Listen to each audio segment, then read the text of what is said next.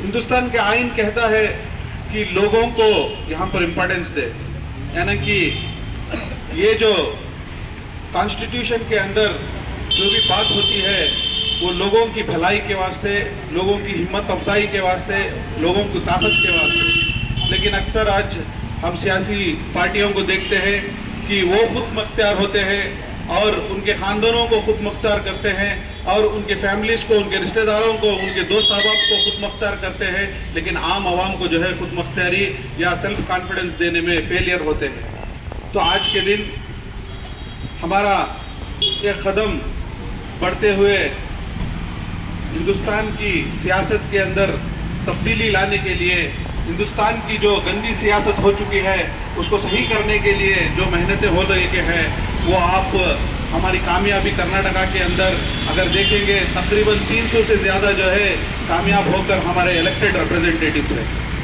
जब हम पार्टी शुरू किए थे उस वक्त पर तकरीबन 40-50 ग्राम पंचायत मेंबर्स जीते थे, लेकिन आज उसकी तादाद लोकल बॉडीज़ के अंदर अगर हम देखेंगे तकरीबन 300 हमारे कामयाब होकर हमारे नुमाइंदे कर्नाटका के अंदर मौजूद हैं। और हिंदुस्तान की अगर बात करेंगे तो तकरीबन 1000 से ज़्यादा जगह पर हमारी कामयाबी हुई है अल्हम्दुलिल्लाह। ये जो बदलाव लोगों के अंदर आ लेके है ये किस लिए? लेकिन हमें समझना है कि आज हुकूमतें क्या कर रही है। आज कर्नाटका की अगर बीजेपी की हुकूमत बात करेंगे 4-5 महीने के अंदर से जो वाक़यात हुए हैं वो देखें तो ये पता चलता है कि हिंदुस्तान की जो कर्नाटका की जो बीजेपी की हुकूमत है वो एक तरफा एक तानाशाही की तरफ एक तानाशाही की एक हुकूमत कर लेके है। क्या है ये तानाशाही? देखो, हाल ही में एक 4-5 दिन पहले प्रोटेस्ट हुआ, मुख्तलिफ जमातें कुवेंपू के नाम पर, कुवेंपू होराटा समिति के नाम पर फ्रीडम पार्क के अंदर बहुत बड़ा एक एहतजाज हुआ। इसका मकसद क्या था कि बच्चों को जो किताबें दे लेकर है, बच्चों को जो पढ़ाई दे लेकर हैं, वो पढ़ाई के अंदर जो इतिहास था, जो हिस्ट्री था, वो मिटाकर इनकी जो जाफरानी सोच है, इनकी जो बम्बनिज्म का जो सोच है वो इनके किताबों में लाना चाहते थे।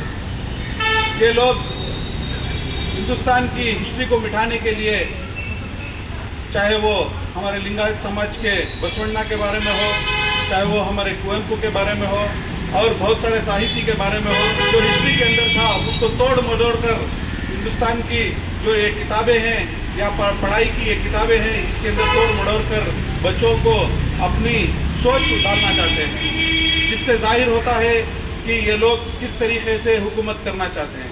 हम जो है वैसे किताबों को पढ़ने के लिए तैयार नहीं होकर हमने बहुत बड़े एहतजाज किया।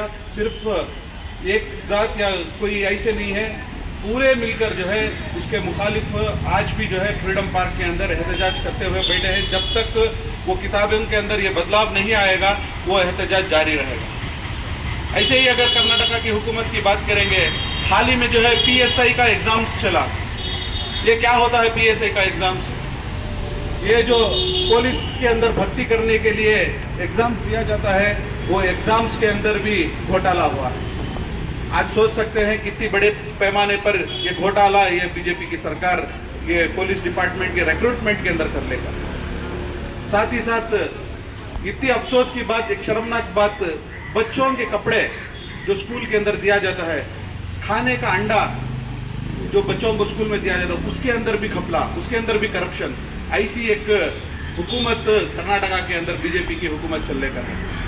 इनके मिनिस्टर्स अलग अलग स्टेटमेंट्स देकर यहाँ के माहौल को ख़राब कर लेकर है। तो ये सब देखने से हमें ये पता चलता है कि ये हुकूमत जो है नाकाबिल हुकूमत है, क्योंकि एक डेवलपमेंट का काम नहीं कर सकी, कोई एक तरक्की का काम नहीं कर सकी, कोई एक अच्छा डेवलपमेंट कर्नाटका को अच्छे एक योजना देने के में फेलियर हो चुकी है। तो इसके लिए एक डाइवर्ट पॉलिटिक्स के लिए ये लोग जो है यहाँ पर अलग अलग रकम से कर्नाटका के अंदर हुकूमत चला लेके रहे।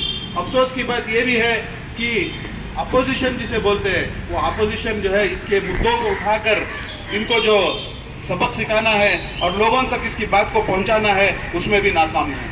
आज कांग्रेस की हुकूमत वहां पर अपोजिशन में बैठी है। ये लोगों के अंदर इतनी आपसी इख्तलाफात है कि ग्रुपिज्म इनके अंदर खुद में हो चुकी है। एक तरफा DK शिव कुमार की एक ग्रुप, एक तरफा सिद्धरामैया की एक ग्रुप, तो ऐसा मुख्तलिफ जो है कांग्रेस के अंदर भी अलग अलग ग्रुपिज्म होने की वजह से एक सही तरीके का अपोजिशन करने के लिए भी वहाँ पर हुकूमत में नहीं हो लेकर आज विधानसभा के अंदर इतने बेहतरीन मुद्दे हैं जिसके ऊपर बात करना है, बहस करना है, वो छोड़कर डेवलपमेंट के बहस करने के बगैर वहाँ पर बेकार की जो बहस हो लेके है, ये इनको खरीदना उनको खरीदना, उसके बारे में चल लेकर है। क्या उसके लिए हमें जो है MLAs को चुनकर जो भेजते हैं? हाल ही में जो सेक्युलर हुकूमत कर्नाटका के अंदर मौजूद थी, उस हुकूमत को तोड़ने के लिए किसका मेजर हाथ था? लोग कह रहे हैं कि इसके अंदर खुद कांग्रेस के ही जिम्मेदार हैं कि आज कर्नाटका के अंदर बीजेपी की हुकूमत आई। तो हम किसके पर भरोसा करेंगे?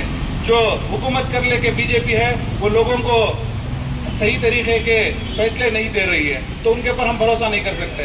अपोजिशन जिसके पर हम भरोसा करेंगे ताकि वो जो है ये रूलिंग पार्टी को सवाल जवाब करे, हिसाब किताब ले, लेकिन अफसोस की बात वो जो अपोजिशन पार्टी है कांग्रेस, वो भी फेलियर हो चुकी है। अब किसके ऊपर हम भरोसा करेंगे? तो यहाँ पर देखने से ये पता चलता है कि सिर्फ कर्नाटका के अंदर नहीं, पूरे हिंदुस्तान के अंदर यही माहौल। आजकल अब सेंट्रल गवर्नमेंट बीजेपी की बात अगर करेंगे तो अग्निवीर बोलकर एक नई योजना जो है मिलिट्री के अंदर रिक्रूटमेंट करने के लिए एक योजना लाए। आप देख लेके हैं पूरे मुल्क भर के अंदर कितने एहतजाज हो लेके रहे इसके खिलाफ। क्या है ये योजना? एक मिलिट्री के अंदर भर्ती होने के लिए कॉन्ट्रैक्ट बेस में जिसे एम्प्लॉय को लिया जाता है उस तरीके का एक एम्प्लॉयमेंट दे रहे हैं। सिर्फ 4 साल के लिए वो नौजवानों को जो है मिलिट्री के अंदर भर्ती कर रहे हैं। 4 साल के बाद क्या करेंगे? 4 साल के बाद जो है वो उनको नौकरी छोड़ना पड़ेगा। अब वो नौकरी छोड़ने के लिए अपनी जो नौजवानी की पूरी हुनर है वो अब जो है 4 साल ये मिलिट्री में रहेंगे, उसके बाद क्या करेंगे? तो अफसोस की बात ये बीजेपी के जो मिनिस्टर्स हैं, बीजेपी के जो लीडर्स हैं, उनके स्टेटमेंट्स आ लेकर है। एक बीजेपी का लीडर कहता है कि अगर काम नहीं मिलेगा तो हमारे बीजेपी के ऑफिसर्स के अंदर उनको जो है सिक्योरिटी गार्ड का काम देंगे। क्या मिलिट्री में भर्ती होने के लिए सिक्योरिटी गार्ड का काम वो शोभा देता है क्या? उनकी इज्जत को जो है वो शोभा देता है क्या? वैसे नौजवानों को जो है बदनाम करने के लिए ये सेंट्रल गवर्नमेंट की बीजेपी की हुकूमत चल रही है। उसी के साथ साथ एक मिनिस्टर कहते हैं अगर उनका काम 4 साल के बाद ख़त्म हो गया तो वो लोग जो है कटिंग का काम करेंगे, मैकेनिक का काम करेंगे, कारपेंटर का काम करेंगे। ये जो है ऐसी सोच रखते हुए मिनिस्टर्स अगर मिलिट्री के अंदर भर्ती करेंगे तो ये लोग 4 साल इनके बेकार कर लेके हैं। तो ऐसी जो योजना लाकर ये हुकूमत अपनी तानाशाही कर लेकर है। इससे पहले अगर देखेंगे किसानों के ऊपर भी जुल्म हुआ था, तकरीबन से 300 से ज़्यादा जो है किसान शहीद हुए थे। उनके भी कानून लाकर जो है उन्होंने भी लोगों को परेशान करने के लिए, सरमाया को ख़त्म करने के लिए यहाँ पर कोशिश की है। लेकिन जब किसानों ने मुसलसल 1 साल से ज़्यादा जो आंदोलन किए, दिल्ली के अंदर एहतजाज किए, तब कामयाब होकर वो जो कानून लिए थे वो कानून वापस लेने के लिए मजबूर कर दिए। तो हम देखते हैं कि इंडिया की जो हुकूमत है और कर्नाटका की हुकूमत है ये नाकाम रही है। तो उस वक्त पर हम किसके पर भरोसा करें?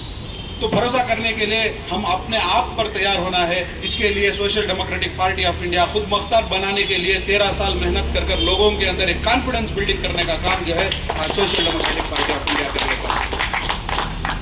तो जो सोच लेकर हिंदुस्तान की आइन को, हिंदुस्तान के कॉन्स्टिट्यूशन को बचाने के लिए, लोगों को एक हिम्मत देने के लिए, लोगों को एक कॉन्फिडेंस देने के लिए, लोगों के अंदर जो है एक बेदारी लाने के लिए आज social democratic party of India गली गली के अंदर से चलकर लोगों के अंदर एक कॉन्फिडेंस बिल्ड करने का है।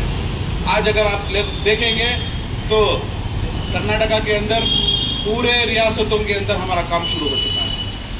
पूरे रियासतों के अंदर आने वाले असेंबली इलेक्शंस के अंदर हम जो है कंटेस्ट करेंगे और इस बार के कर्नाटका के जो 2023 का असेंबली इलेक्शंस है यहाँ पर हम अपना काम शुरू कर चुके हैं। यहाँ तक कि हमारे बड़े कह रहे हैं कि कितनी ज़्यादा हो सके उतनी जगह पर जो है हम खड़ेंगे, हम खुद जो है खुद मुख्तार होंगे, हम भी जो है कामयाब होकर असेंबली के अंदर जाएंगे, एक आवाज़ बनकर, मजलूमों की एक आवाज़ बनकर वहाँ पर पहुँचेंगे और जो हक आवाम को पहुँचना है और जो इज़्ज़त जो है आवाम को पहुँचना है वो इज़्ज़त दिलाने के लिए social democratic party of India आने वाले इंतखाबात के अंदर कंटेस्ट भी करेगी, हिस्सा भी लेगी और कामयाब होकर असेंबली के अंदर जाकर एक आवाज़ बनकर गूंजेगी।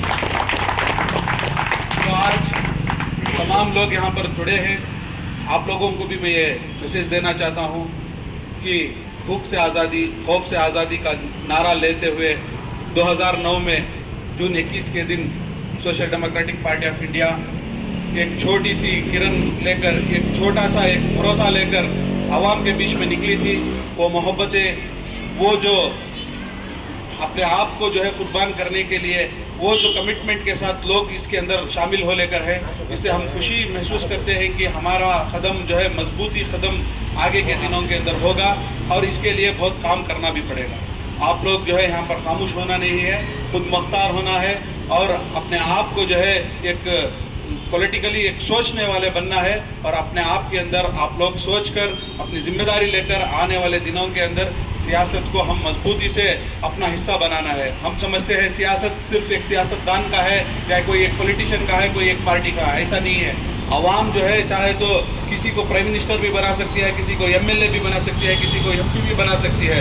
तो आवाम जो अगर फैसला कर ले तो कुछ भी जो है बदला सकती है। तो आवाम फैसला लेना है, आप लोग भी फैसला लेना है कि सही एक राह के अंदर जाना है, सही एक लोगों के अंदर एक कॉन्फिडेंस बिल्ड करना है। ऐसा माहौल तो हर वक्त रहेगा, जुल्म का माहौल तो हर वक्त रहेगा, लेकिन उसके साथ साथ जो है ऐसे एक कॉन्फिडेंस बिल्ड करने वाले, ऐसे खुद बख्तार लोग उस ज़माने में भी रहेंगे। वो काम करने के लिए social democratic party of India बार बार आगे आएगी। तो मैं ये कहते हुए आज का जो खुशी का मौका है, आप लोगों को खुशी के साथ एक जिम्मेदारी भी है कि ये सियासत को मजबूत करते हुए गली गली तक भी, लोगों तक भी इसको बात को पहुँचाना है और आपको आप भी खुद मुख्तार होना है, लोगों को मुख्तार करते हुए हम आगे बढ़ना है। तो मैं उम्मीद करता हूँ कि आप लोग भी हमारा इस कारवान में आगे बढ़ेंगे। शुक्रिया, अस्सलाम वालेकुम साहब। मैं आए हुए सारे हमारे ब्रदर्स का बहुत शुक्रिया अदा करता हूँ और हमारा नेक्स्ट प्रोग्राम बोरगली में है इंशाल्लाह 8:30